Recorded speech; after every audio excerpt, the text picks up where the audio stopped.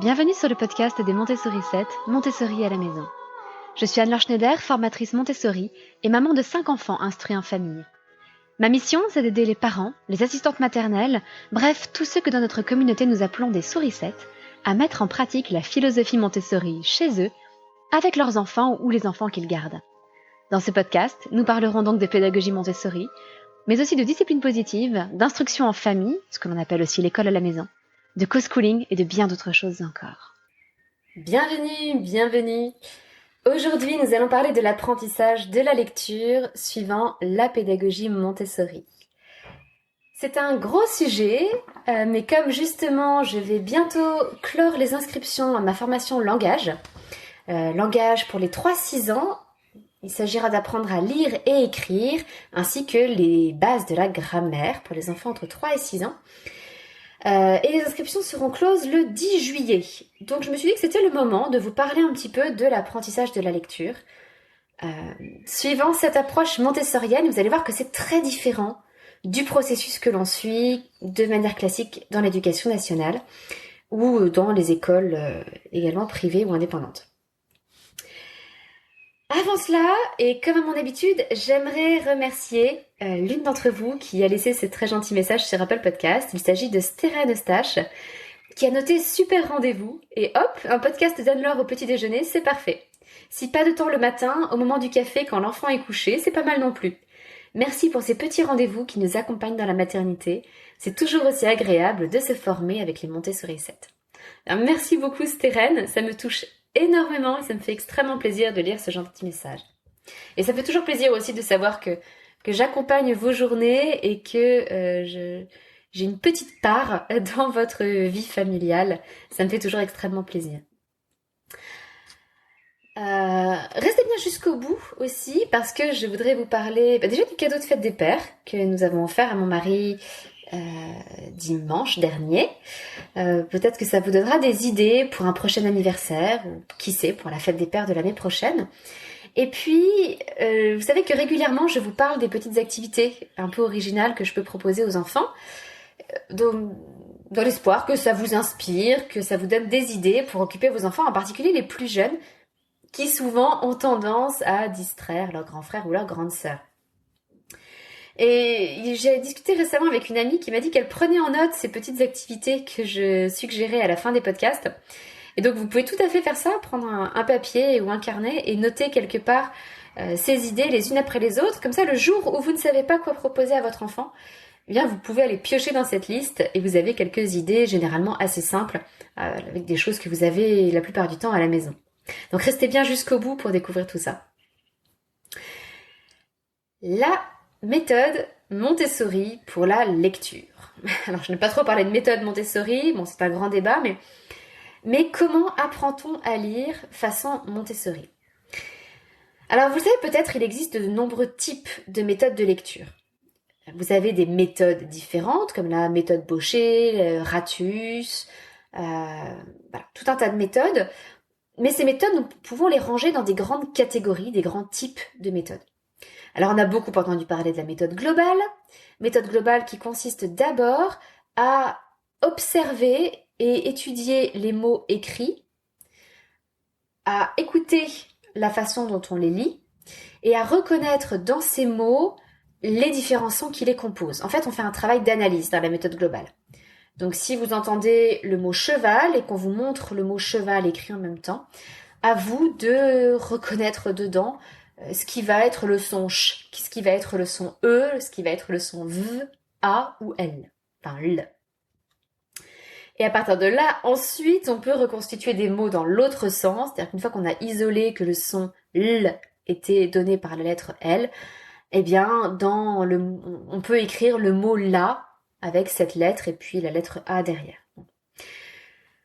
La méthode globale a fait suffisamment de ravages depuis les années 70 à peu près. On sait aujourd'hui à quel point elle est désastreuse pour les enfants. Elle ne correspond pas du tout au mécanisme d'apprentissage de la lecture dans le cerveau. Et elle est extrêmement mauvaise pour l'orthographe des enfants. Bon, je crois que le débat est définitivement clos là-dessus. La méthode globale est mauvaise. Elle est inefficace, elle est même nuisible. Mais vous me direz, et s'il y a des enseignants qui écoutent ce podcast, je les entends déjà me dire, mais la méthode globale n'est plus du tout appliquée en France, ça n'existe plus, c'est un faux débat.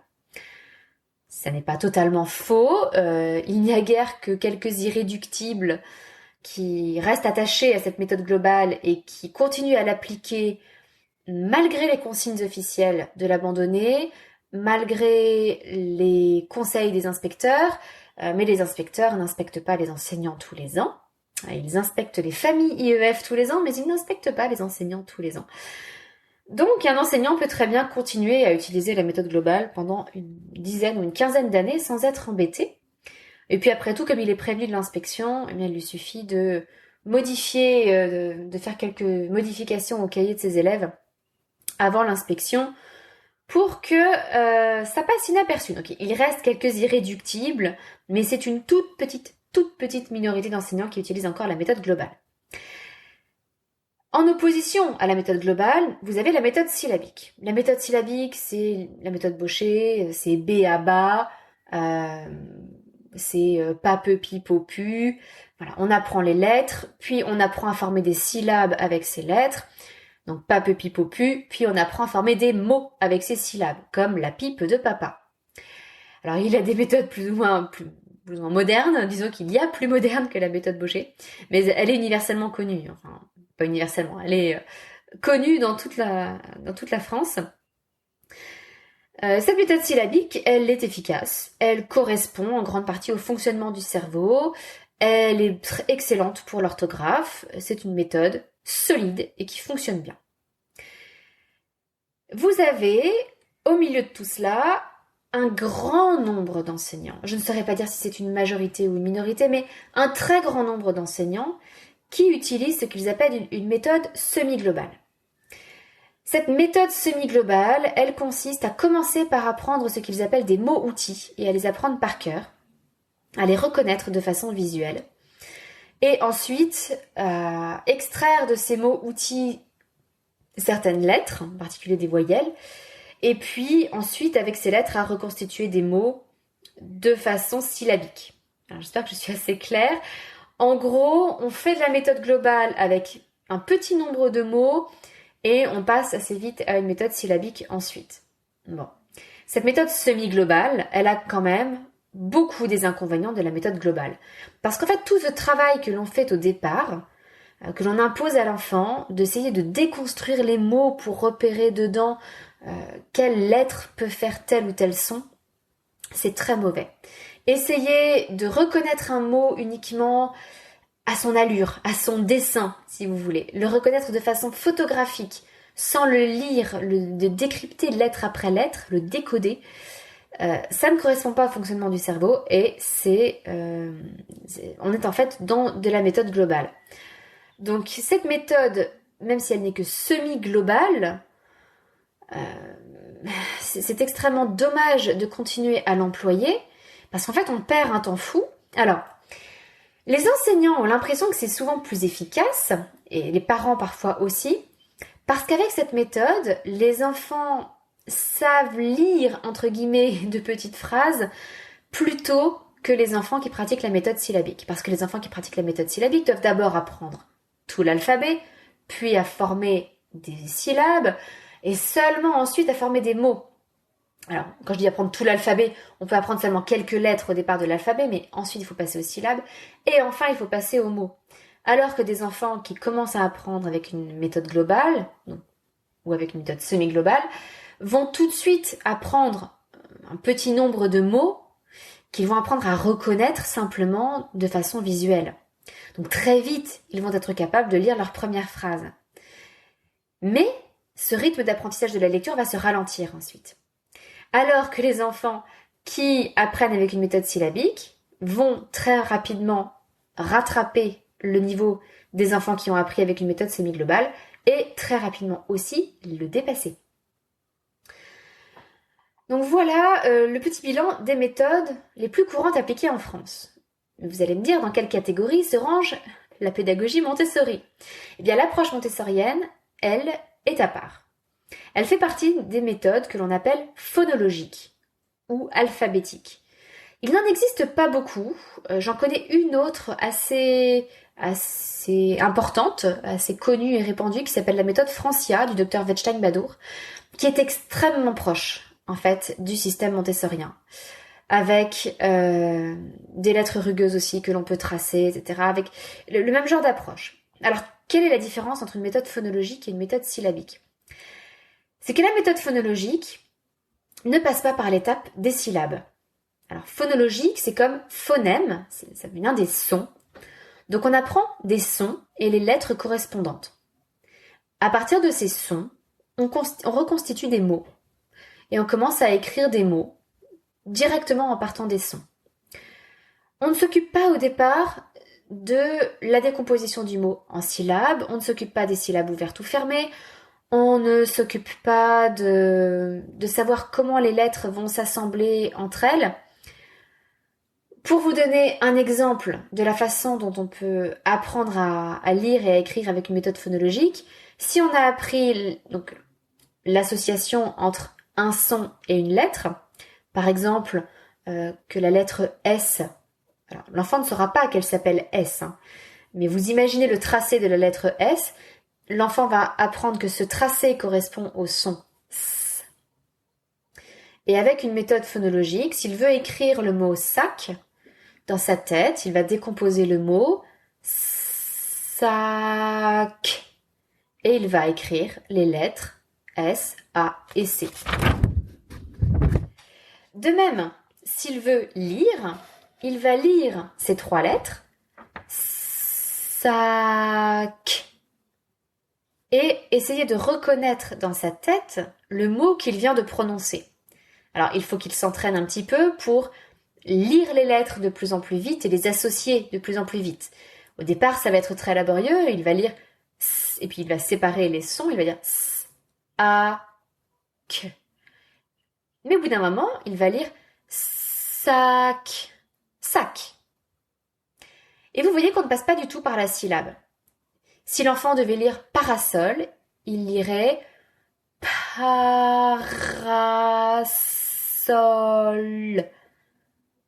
Parasol. J'espère que vous comprenez la nuance entre méthode phonologique et méthode syllabique. Alors, qu'est-ce qui est le plus intéressant? Bon, en pure montessorienne, je vais évidemment défendre la pédagogie Montessori. En fait, les syllabes sont une notion tout à fait artificielle. D'ailleurs, je pense que beaucoup de gens peuvent encore avoir des difficultés, même adultes, à décomposer un mot correctement en syllabes. Dans le mot artificiel, par exemple, la première syllabe, c'est ar. La deuxième, c'est ti. Ensuite, on a fi. Et ensuite, est-ce qu'on a ciel ou est-ce qu'on a ciel? Et je dirais qu'il y a deux façons là de le décomposer, sans doute suivant la prononciation. Selon que l'on dit artificiel ou artificiel, comme en poésie où on pourrait dire artificiel. Donc la décomposition en syllabes, c'est quelque chose de difficile. C'est quelque chose d'assez abstrait aussi, ça ne correspond pas à grand chose au niveau de la langue. Une lettre, c'est un élément important de la langue, un mot, c'est un élément important de la langue. La syllabe, honnêtement, ça ne sert pas à grand chose dans un mot. Donc je ne suis pas sûre que ça présente un grand intérêt d'utiliser des méthodes syllabiques quand on peut utiliser des méthodes phonologiques. Par ailleurs, il y a tout un travail qui est assez pénible pour l'enfant dans le travail syllabique. C'est qu'à chaque fois que l'enfant va apprendre une lettre, il va devoir l'associer à toutes les voyelles. C'est le fameux pape-pi-popu dont je vous parlais. Alors, dit comme ça paraît facile. Pape-pi-popu. Mais ça veut dire que pendant des semaines, l'enfant va faire un travail qui n'a aucun sens pour lui. Il va apprendre une nouvelle lettre, par exemple la lettre M, et il va apprendre ma, me, mi, mo, mu. Des syllabes qui n'ont aucun sens en elles-mêmes. Alors ma, vous allez me dire, ça peut servir à quelque chose, comme dans ma chienne, mais à part ça, ça n'a pas grand intérêt. Donc pour l'enfant, souvent, il y a un gros effort à fournir au départ qui peut éventuellement le dégoûter de la lecture, surtout alors que on pourrait proposer à l'enfant un apprentissage de la lecture beaucoup plus tôt que ce qu'on propose généralement à l'école. Parce que dans la pédagogie Montessori, on profite des périodes sensibles de l'enfant, en particulier la période sensible de la lecture et de l'écriture. Et même si cette période est différente pour tous les enfants, elle n'intervient pas au même moment pour tout le monde, mais elle intervient généralement, l'immense majorité du temps, quelque part entre 3 et 6 ans. C'est donc dommage, je le répète souvent, de devoir attendre la rentrée au CP pour vraiment aborder la lecture. Alors même si de plus en plus on essaie de l'aborder en grande section, mais on ne le fait pas toujours avec les bonnes méthodes. Bon. Donc un apprentissage par une méthode syllabique, ça risquerait de dégoûter un très jeune enfant de 4 ans par exemple, qui serait très motivé pour apprendre à lire, mais qui ne comprendrait pas l'intérêt de toutes ces syllabes. Voilà donc le premier gros point, je sais que j'y ai passé beaucoup de temps, mais la première spécificité de l'apprentissage de la lecture façon Montessori. C'est une méthode phonologique, on pourrait aussi dire alphabétique. Alors je préfère phonologique parce que une spécificité, c'est la deuxième spécificité dont je voulais vous parler, c'est qu'on n'apprend pas le nom des lettres dès le départ. Je vous parlais tout à l'heure de la lettre S pour l'enfant. Ça ne sera pas S, ça sera S. Vous n'aurez pas la lettre V pour l'enfant, ce sera la lettre V. Il va se contenter d'apprendre le son des lettres. Pourquoi ? Parce que si vous avez déjà aidé un enfant à faire ses devoirs lorsqu'il débute dans la lecture, vous avez peut-être entendu cet enfant déchiffrer laborieusement V-A, V-A, L-I, L-I, V-A-L-I, au lieu de lire valise. Donc on peut épargner à l'enfant ces difficultés en ne lui enseignant pas tout de suite le nom des lettres, mais en lui enseignant simplement le son qu'elles produisent. Dans l'exemple que je vous ai donné, l'enfant déchiffrerait alors en disant valise. Enfin, il dirait peut-être ce au début, puis il finirait par apprendre que c'est z. C'est donc la deuxième grande spécificité. On apprend à l'enfant le son des lettres. Alors, bien entendu, on lui apprendra aussi le nom des lettres et le fameux alphabet A, B, C, D, E, F, G, H, I, J, K, L, M, N, O, P. On connaît tous cette chanson-là. On va l'apprendre aux enfants, il n'y a aucun souci là-dessus. L'enfant va apprendre le nom des lettres et l'ordre alphabétique. Mais plus tard, quand il aura en fait déjà appris le son de chacune des lettres. Et à ce moment-là, l'apprentissage se fait extrêmement vite parce qu'une fois que vous savez que cette lettre, c'est un P, bien c'est très facile d'apprendre que son nom, c'est P. Elle produit le son P et son nom, c'est P. Troisième spécificité de la pédagogie Montessori pour l'apprentissage de la lecture et de l'écriture, et je vais peut-être vous surprendre car c'est moins connu, c'est qu'on apprend en fait à écrire avant d'apprendre à lire. Et là, vous allez peut-être être perturbé, parce que peut-être que pour vous, l'écriture est quelque chose de beaucoup plus compliqué que la lecture, parce que ça demande un gros travail de motricité fine de la main. Alors, il faut que je distingue deux choses ici. Dans l'écriture, vous avez ce que j'appellerais le codage, ou la composition de mots. L'enfant va composer des mots avec des lettres, qui sont des lettres mobiles, comme les lettres aimantées que vous avez peut-être eues dans votre enfance sur des petits tableaux aimantés, ou des lettres en bois que vous pouviez déplacer.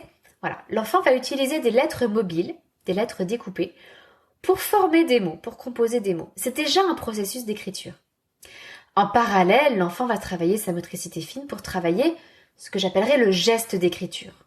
C'est-à-dire le fait de tracer avec un outil, par exemple un crayon à papier, sur une feuille, de tracer des lettres.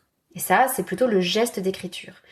Mais ce sont deux choses différentes. Lorsque l'enfant veut écrire, il faut d'un côté qu'il soit capable de coder le mot qu'il a en tête avec des lettres, donc de le retranscrire en différentes lettres, et ensuite qu'il soit capable d'écrire ces lettres, de tracer ces lettres. Dans la pédagogie Montessori, l'enfant va très vite apprendre à composer des mots, bien avant de savoir lire.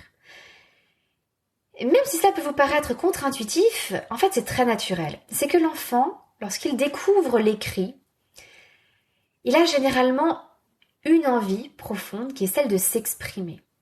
Et on va lui révéler l'extraordinaire pouvoir qu'il a lorsqu'il commence à découvrir les lettres, de pouvoir communiquer à travers le temps et la distance. Parce que écrire, c'est ça, c'est transmettre un message à travers le temps et la distance.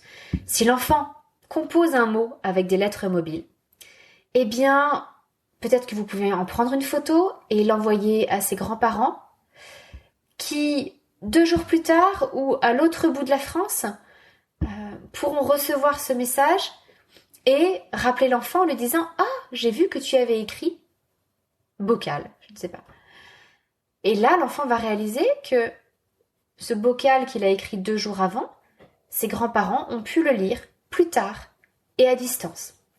Il a pu transmettre un message.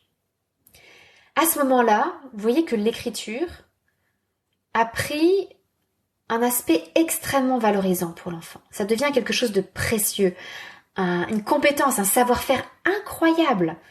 Vous vous rendez compte ? Vous pouvez transmettre un message dans le temps et l'espace. On dirait presque quelque chose d'un livre de science-fiction. Mais en fait, on fait ça tous les jours. Donc ça permet à l'enfant de découvrir cette magie de l'écriture et de le motiver pour pouvoir apprendre le reste des lettres qu'il est en train d'apprendre, pour pouvoir l'aider à parcourir tous les sons de l'alphabet et à travailler cette lecture et cette écriture qui demandent du temps et du travail. Mais en fait, c'est plus facile de le faire passer d'abord par l'écriture que par la lecture. C'est le processus naturel qu'il suit lorsqu'on respecte ces périodes sensibles. Et petit à petit, à force d'écrire des mots et d'essayer de se relire, l'enfant va rentrer dans la lecture du mot. Et là aussi, c'est un très grand moment, c'est le 2e grand moment, c'est qu'il devient capable de lire. Mais, c'était mon 3e grand point, dans la pédagogie Montessori, on apprend à l'enfant à écrire avant de lui apprendre à lire. L'écriture précédera toujours la lecture. 4e aspect, la police d'écriture. Alors parfois on en fait un peu une caricature, on se dit que un livre est un livre Montessori s'il est écrit en cursive. Alors avant tout, pour clarifier les choses, parce que tout le monde n'a peut-être pas l'habitude de ces termes, l'écriture cursive, c'est l'écriture qui court littéralement sur le papier, c'est l'écriture manuscrite, celle de la main sur le papier. L'écriture liée, si vous voulez. L'écriture script, c'est l'écriture des ordinateurs, des machines. C'est cette écriture où les lettres sont séparées. C'est une écriture qui, à la base, n'est pas une écriture humaine. C'est une écriture réservée à des appareils ou des machines extérieures. Même si de plus en plus, elle se répand et que certains pays l'utilisent de façon quasiment exclusive. C'est aussi ce qu'on appelle les lettres bâtons. Et alors, vous avez des minuscules et des majuscules. Vous avez des minuscules cursives, donc vous imaginez bien ces lettres liées les unes aux autres. Vous avez des majuscules cursives, ce sont les majuscules avec les boucles, vous savez, les ornements, qui là aussi sont liés aux lettres qui les suivent. Vous avez les minuscules script, exactement comme ce que vous lisez quand vous lisez un livre, ou lorsque vous lisez à l'ordinateur. Et puis vous avez les majuscules script, qu'on appelle communément les majuscules bâtons. Et à l'école, généralement, on commence par l'apprentissage des majuscules bâtons. Alors, ça dépend évidemment des classes, des enseignants, mais très fréquemment, on commence par l'apprentissage des majuscules bâtons. Et ça n'a pas grand sens, en fait, parce qu'on ne devrait pas écrire avec ces majuscules bâtons. Ces lettres, elles ne sont pas faites pour nous, elles sont faites pour les ordinateurs. Alors, on pourrait simplifier l'écriture cursive, je ne dis pas, mais on devrait malgré tout écrire en cursive. C'est ça l'écriture humaine. Et alors, on adopte de plus en plus un système un petit peu bâtard où on utilise des majuscules script, donc des majuscules bâtons, avec des minuscules cursives. Et c'est de plus en plus ce qui se répand à l'école, ce que je trouve un petit peu dommage.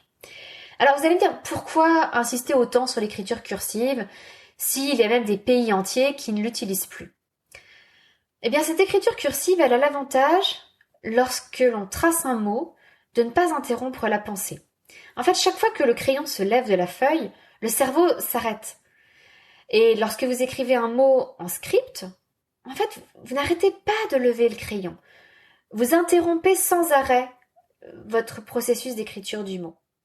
Rien que pour écrire une lettre comme le D, vous avez 2 traits. Vous avez l'arc de cercle si vous voulez, et vous avez la barre verticale. Et ensuite, vous relevez à nouveau le crayon pour passer à la lettre suivante. Donc pour écrire un mot de 5 lettres, vous pouvez très bien avoir relevé votre crayon 8, 10 ou 12 fois. Et en fait, c'est très perturbant pour le cerveau. Ça ne facilite pas un processus fluide dans la pensée. Donc, dans la pédagogie Montessori, on continue à apprendre aux enfants à écrire en cursive. Et comme on commence par l'écriture, eh bien les enfants apprennent aussi à lire au départ en cursive. Mais je vous rassure, ça ne dure pas longtemps. Malgré tout, c'est une bonne étape, parce qu'en fait, qu'est-ce qui est intéressant dans la lecture en cursive? C'est que l'enfant va lire un message écrit par un autre humain. Par exemple, son éducateur, par exemple, ses parents, par exemple, un autre camarade. N'importe quel être humain peut lui écrire quelque chose et l'enfant, petit à petit, va être capable de le lire. Et donc la lecture, au départ, et avant toute chose, ça va être la lecture d'un message transmis par quelqu'un d'autre à l'enfant. Et ça, c'est quelque chose de très très beau. C'est exactement le pendant pour la lecture de ce que je vous disais pour l'écriture, où il s'agit de transmettre un message à travers le temps et l'espace. À travers la lecture cursive, l'enfant va être capable de décrypter un message que quelqu'un lui a envoyé à travers le temps et l'espace. Et cette écriture cursive, justement, elle est très humaine, elle est très personnelle. Ça n'est pas une machine qui l'aura écrite. Bien entendu, je vous rassure, on montre très vite à l'enfant les équivalences entre les alphabets script et cursifs, et très très vite, il est capable de lire également des phrases en script, des phrases écrites dans des livres par des machines ou des ordinateurs. Mais c'était quand même le 4e grand point de la pédagogie Montessori. On commence par apprendre à écrire et à lire en cursive plutôt qu'en script. Et dernier point, un peu surprenant pour beaucoup de gens et sans doute moins connu, c'est que l'on introduit la grammaire extrêmement tôt. Et là, je vous sens peut-être réticent. La grammaire ne vous a peut-être pas laissé de très bons souvenirs. Vous vous rappelez peut-être les analyses des natures de mots, des fonctions, des compléments circonstanciels, d'objets directs en fonction du temps, complément d'agent, enfin... Peut-être que vous en avez déjà des boutons. Je vous rassure, la grammaire dans la pédagogie Montessori, c'est quelque chose de très simple, très naturel, très concret, que les enfants intègrent beaucoup plus facilement qu'ils ne le font quand on leur propose la grammaire telle que vous avez pu l'apprendre petit, avec ses noms abstraits et ses concepts avec des définitions à rallonge. Je ne saurais même pas vous donner la définition d'un nom. C'est quelque chose qui fait plusieurs lignes. Alors un nom peut désigner un objet ou une personne. Enfin, il y a 2 ou 3 lignes rien que pour définir la notion de nom. Eh bien, on fait les choses beaucoup plus simplement dans la pédagogie Montessori. On fait vivre chaque chose à l'enfant, on fait vivre chaque nature de mots. Par exemple, pour les noms, en lui demandant d'aller chercher des objets. Et donc, tout ce qu'il peut nous apporter, ce sont des noms. Il nous apporte un crayon, il nous apporte une table, il nous apporte un cahier, il nous apporte un cube. Et puis on lui demande de nous amener une personne, je sais pas, on lui demande de nous amener Elisabeth, et donc Elisabeth, il peut nous l'amener. Elisabeth, c'est aussi un nom. Et on peut aborder comme ça la notion de nom de façon extrêmement concrète pour l'enfant. Même un enfant de 4 ans peut comprendre le nom expliqué de cette façon-là. Justement, pas expliqué, mais vécu de cette façon-là. Alors je vous parle d'un enfant de 4 ans, bon c'est souvent tôt quand même pour apprendre la grammaire, mais si l'enfant en est à la lecture, eh bien oui, on peut proposer la grammaire dès 4 ans sans aucun problème, et en tout cas avant 6 ans. Parce que la grammaire est une aide à la lecture. La grammaire n'est pas ce processus abstrait et pénible qui consiste à analyser une phrase après coup. La grammaire, la bonne connaissance des natures de mots, entre autres, la connaissance des accords grammaticaux, nous permet de mieux comprendre ce que nous lisons. Et je pense que ça vous parlera particulièrement à l'oral.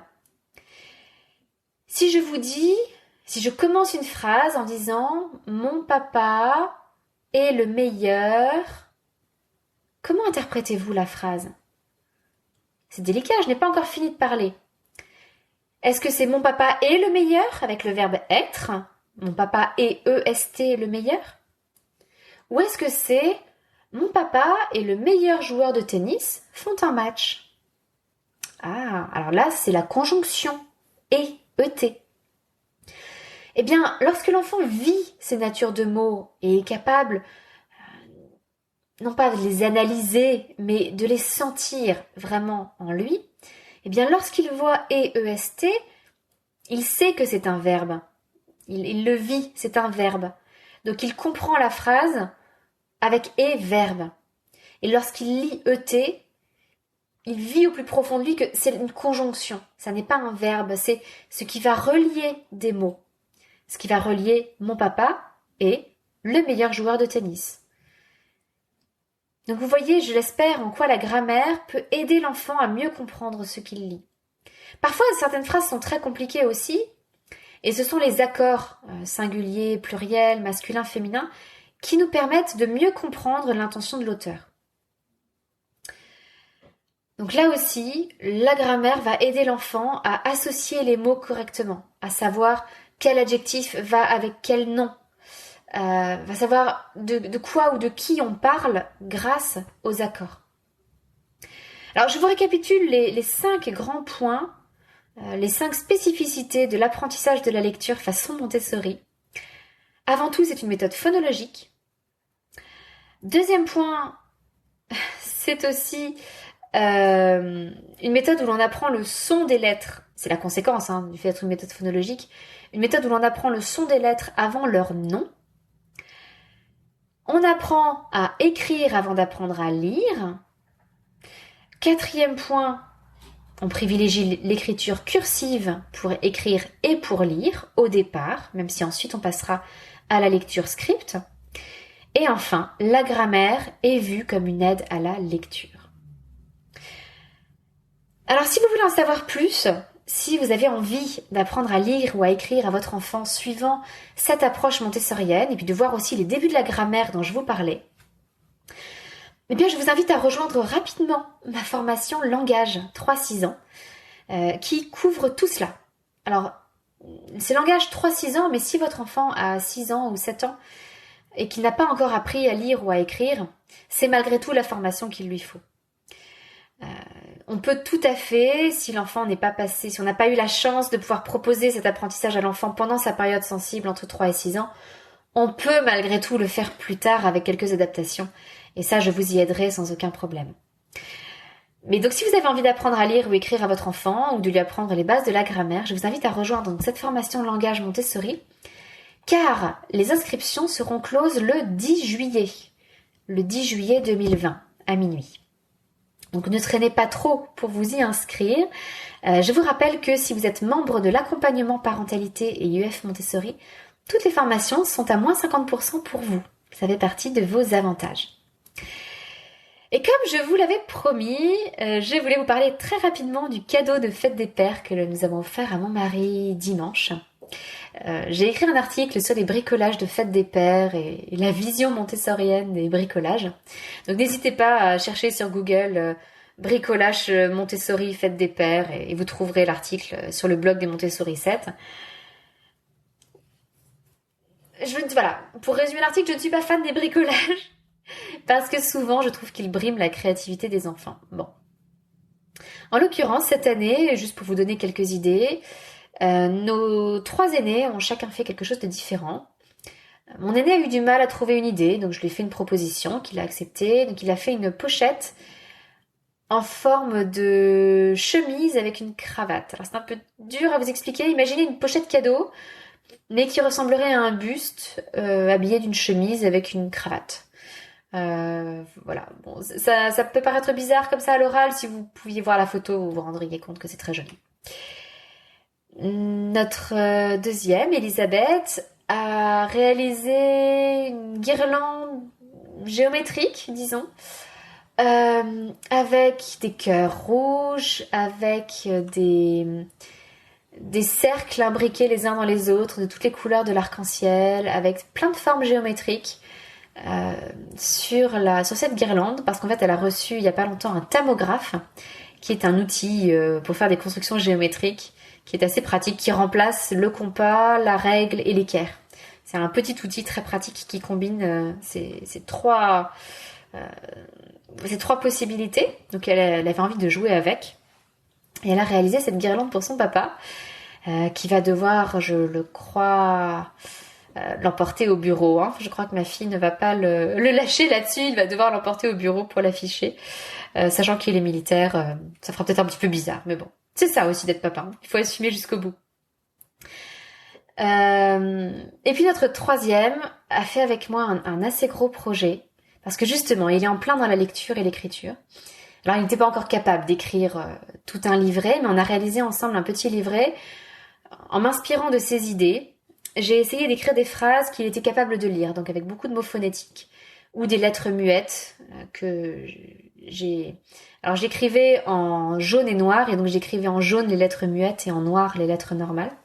Et j'ai constitué un petit livret comme ça, un livret sur lequel mon fils a collé des photos, et puis qu'il a relié avec un joli ruban. Et donc le petit livret disait papa chéri et développait plein de choses que son papa fait pour lui. Et il lui disait bonne fête papa chéri à la fin. Eh bien, au réveil, mes enfants avaient préparé le petit déjeuner.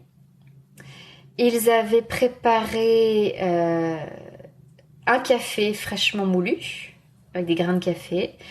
Il avait préparé un verre de jus d'orange et puis on avait préparé ensemble une pâte à pancakes et on a mangé des pancakes. Et tout en buvant son café, donc mon mari a pu écouter notre fils lui lire ce petit livret. Donc c'était un cadeau qui était doublement émouvant pour lui parce que il avait d'un côté cet objet physique, ce petit livret, et surtout il avait l'expérience d'entendre son fils lui lire ces mots-là. Alors que c'était évidemment laborieux encore, ça a pris du temps, mais il a lu ce livret avec pas mal de phrases dedans. C'était un très beau moment. Et puis, pour le déjeuner, les enfants ont fait la cuisine. Alors, sous ma supervision, hein, je vous rassure, mais ils nous ont préparé des hamburgers et des frites.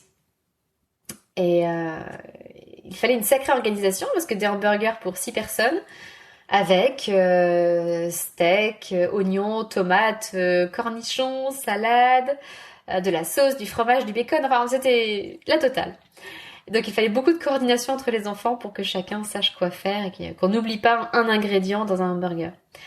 Et puis on a passé l'après-midi à faire des jeux de société et à aller se promener. C'était une très très belle journée, très paisible. Mais vous voyez qu'en fait on était assez loin des bricolages tels qu'on peut les voir sur certains sites ou sur les réseaux sociaux. Ce sont vraiment des idées qui sont parties des enfants, en nous inspirant quand ils manquaient d'idées, de leurs compétences, de ce qu'ils savaient faire et de ce qu'ils aimaient faire. Et puis, je vous avais promis une petite activité que je propose également aux enfants. La dernière activité que je propose à notre fille de 2 ans et demi tourne encore autour du compost. Vous allez me dire que décidément, je suis obsédée par le compost. Mais en fait, nous avons des boîtes à œufs en carton qui peuvent très bien aller dans le compost, mais il faut les déchirer en petits morceaux de préférence pour faciliter le travail des cloportes et autres. Et donc, comme ma fille a encore besoin de beaucoup déchirer, je vous avais dit que je lui faisais déchirer des catalogues aussi, eh bien, elle se met à déchirer des boîtes à œufs et elle met les petits morceaux dans une boîte et nous allons vider cette boîte dans le grand bac à compost ensuite. C'est particulièrement satisfaisant pour elle parce que ça nécessite un peu plus de force que de simplement déchirer un catalogue avec du papier assez fin. Donc c'est plus stimulant pour elle et ça la muscle encore davantage. Voilà pour aujourd'hui, c'était un épisode encore assez dense. Je vous donne rendez-vous jeudi pour notre capsule Montessori. Et surtout, je vous donne rendez-vous la semaine prochaine, si tout va bien. Ou peut-être dans 15 jours. On va voir comment ça se passe avec les vacances. Je ne sais pas si je maintiendrai le rythme d'un épisode tous les mardis pendant l'été. Je vais peut-être adapter. Donc voilà, vous verrez bien comment ça évolue sur les prochains épisodes du podcast. Mais très bientôt, je vais vous parler faire un épisode parallèle à celui d'aujourd'hui. Comment apprend-on à compter et calculer dans la pédagogie Montessori? Alors je vous donne rendez-vous à très bientôt et je vous souhaite une excellente journée. Votre petite sourisette, Anne-Laure.